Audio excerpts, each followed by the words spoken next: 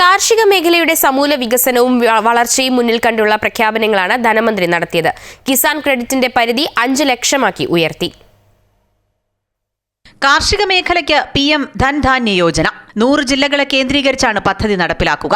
വിളവൈവിധ്യവും കാർഷിക ഉൽപാദനവും കൂട്ടുക, മികച്ച സംഭരണ സംവിധാനം ഉറപ്പാക്കുക, ജലസേചന സംവിധാനം മെച്ചപ്പെടുത്തുക, ധനലഭ്യത ഉറപ്പാക്കുക എന്നിവയാണ് ലക്ഷ്യങ്ങൾ. 1.7 കോടി കർഷകർക്ക് ഇതിന്റെ പ്രയോജനം ലഭിക്കും. Our government will undertake a Prime Minister Dhan Dhanya Krishi Yojana in partnership with states. Through the convergence of existing schemes and specialized measures, the program will cover 100 districts with low productivity, moderate crop intensity and below average credit parameters. Kisan പദ്ധതികളിൽ വായ്പാ പരിധി ഉയർത്തിയ ധനമന്ത്രി കിസാൻ ക്രെഡിറ്റിന്റെ പരിധി 3 ലക്ഷത്തിൽ നിന്ന് 5 ലക്ഷമാക്കി. ചെറുകിട ഇടത്തരം മേഖലകൾക്ക് കൂടുതൽ പ്രോത്സാഹനം നൽകാനാണ് പദ്ധതി. പരുത്തി കൃഷിയുടെ പ്രോത്സാഹനത്തിനായി പഞ്ചവത്സര പദ്ധതി പ്രഖ്യാപിച്ചു. ധാന്യവിളകളിൽ സ്വയം പര്യാപ്തത ഉറപ്പാക്കും. Atmanirbharta in pulses.